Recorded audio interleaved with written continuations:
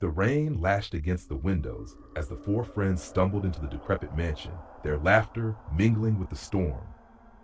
The house had stood on the hill for over a century, shrouded in mystery and rumor. Its windows were like black, empty eyes, and the wind seemed to moan as it whipped around the structure. Broken glass crunched underfoot as Jenna, the bravest of the group, flicked on her flashlight. "It's just an old house," she said, her voice steady despite the oppressive air. "Nothing to worry about." Alex the skeptic snorted. "Sure, just a cliched haunted house. What's the worst that could happen?" His smirk faltered slightly as he glanced at the rotting wood and strange stains on the floor. Sarah shivered, pulling her jacket tighter. "I don't know, guys. This place feels wrong." Michael, ever the joker, picked up a piece of broken wood and waved it like a sword. "Fear not, fair maiden. I'll protect you." Their banter echoed through the cavernous entry hall, bouncing off walls lined with faded wallpaper and cobweb-strewn chandeliers. The air smelled of mildew and something faintly metallic, a tang that set their nerves on edge. "Let's explore," Jenna suggested, leading the way up a grand staircase. The wood groaned beneath their weight, as if protesting their intrusion. The upstairs hallway stretched into darkness, doors lining either side like waiting sentinels. Each step they took seemed to amplify the silence, until even their breathing felt too loud. The faint scent of decay lingered, making Sarah gag. "Which way?" Michael whispered, his earlier bravado fading. "Left," Jenna decided, her flashlight illuminating a door slightly ajar. She pushed it open, revealing a bedroom frozen in time. A dusty four-poster bed dominated the room, its once luxurious canopy now sagging. A cracked mirror hung above a dresser, its surface reflecting distorted images of the intruders. "Creepy," Alex muttered, stepping inside. As he did, the door slammed shut behind him. Jenna screamed and lunged for the handle, but it wouldn't budge. Alex's muffled shouts came from within, panic rising in his voice. "It's locked!" Jenna cried, tugging harder. "Help me!" Michael and Sarah joined her, their combined strength useless against the unyielding door. Inside, Alex's screams turned to choking gasps before falling silent. "Alex?" Jenna pounded on the wood, her heart racing. "Alex, answer me!" The door creaked open on its own, revealing an empty room. The others hesitated before stepping inside. Alex was gone. The bed remained untouched, the mirror's surface cracked but unmoving. "Where is he?" Sarah's voice wavered, tears brimming in her eyes. "Where did he go?" No one answered.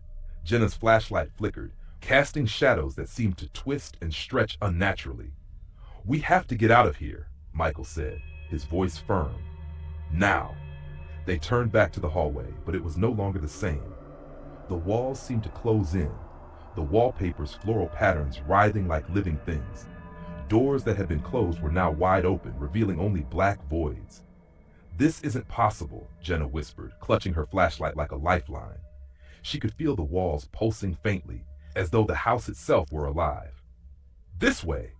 Michael grabbed Sarah's hand and sprinted toward the staircase, but it was gone, replaced by a yawning chasm.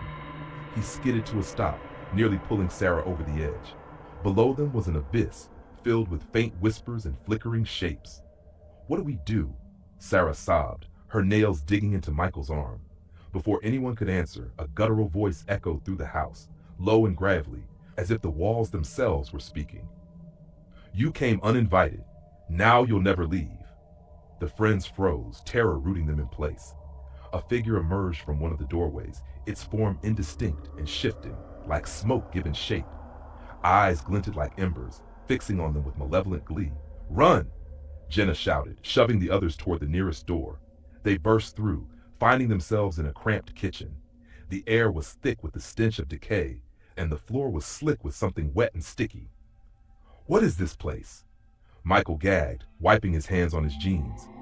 "Keep moving," Jenna urged, pushing past him to open another door. It led to a corridor that shouldn't have been there, sloping downward into darkness. "We don't have a choice," she said, stepping forward. The others followed reluctantly, their footsteps echoing unnaturally. The walls of the corridor were damp, oozing a black liquid that smelled of rot. The whispers grew louder, overlapping into a cacophony of voices. Words in an ancient, guttural language clawed at their minds, making their heads pound and their vision blur. Sarah collapsed, clutching her head.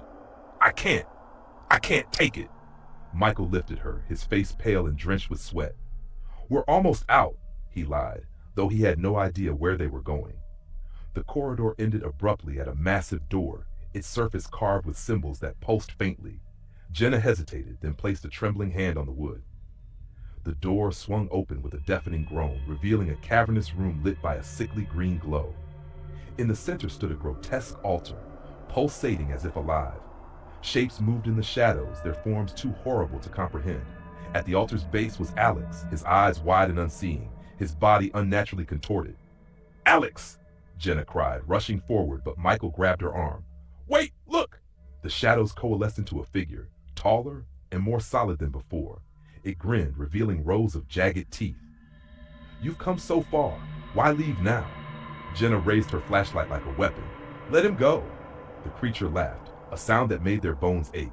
"He is already mine, and soon, so will you be." Michael and Sarah turned to run, but the shadows reached out, wrapping around them like tendrils.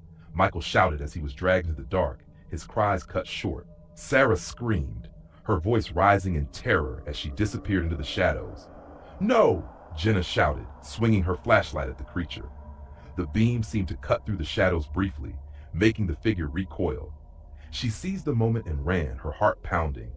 The room began to warp, the walls closing in as the green light grew blinding.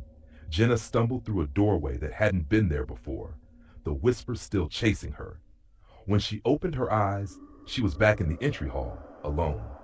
The storm raged outside, but the house was silent. She stumbled to the door and found it unlocked, the cold night air hitting her like a slap. She turned back, tears streaming down her face. The house stood as it always had, dark and foreboding. Her friends were gone, their voices still echoing faintly in her ears. As Jenna stepped into the rain, she heard the guttural voice one last time. "You'll be back. They always come back."